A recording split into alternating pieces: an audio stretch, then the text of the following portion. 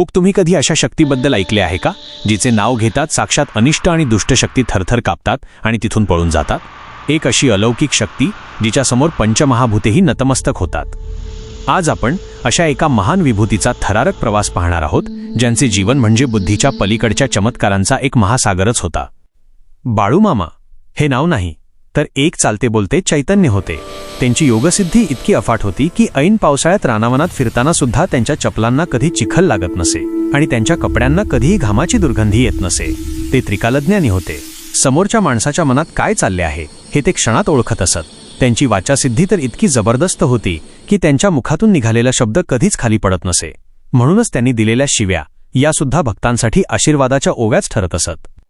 त्यांच्या आयुष्यातील घटना ऐकून अंगावर शहारे येतात. भक्तांच्या रक्षणासाठी त्यांनी अनेकदा अशक्य गोष्टी शक्य करून दाखवल्या.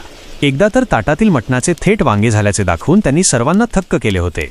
इतकेच नव्हे तर नागरूपात जाऊन त्यांनी मृतदादू गवळ्याला जिवंत केल्याची अद्भुत घटनाही घडली आहे.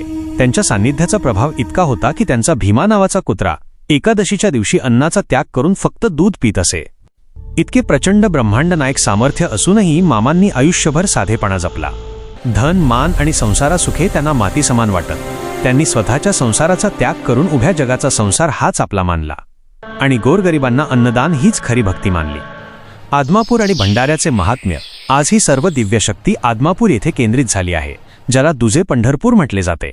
येथेच मामांच्या देहावर बांधलेली पवित्र समाधी आहे. या पावनभूमीत प्रवेश करताच एक वेगळीच ऊर्जा जाणवते.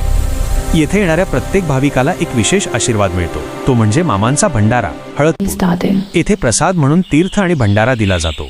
पण सर्वात विशेष गोष्ट म्हणजे येथे आलेल्या भाविकांच्या कपाळाला हा पवित्र भंडारा लावला जातो. हा केवळ भंडारा नाही, तर हे मामांच्या संरक्षणाचे कवच आहे, त्यांच्या आशीर्वादाची साक्ष आहे. आदमापूरच्या गाभाऱ्यात जाऊन दर्शन घेतल्यानंतर मिळालेला हा भंडारा भक्तांच्या जीवनातील अंधार दूर करतो अशी श्रद्धा आहे. अशा या महान त्यागमूर्ती आणि महाशक्तिशाली सद्गुरूंच्या चरणी नतमस्तक होऊन चला मनापासून एकच जयघोष करूया, बाळूमामाच्या नावानं चांगलं.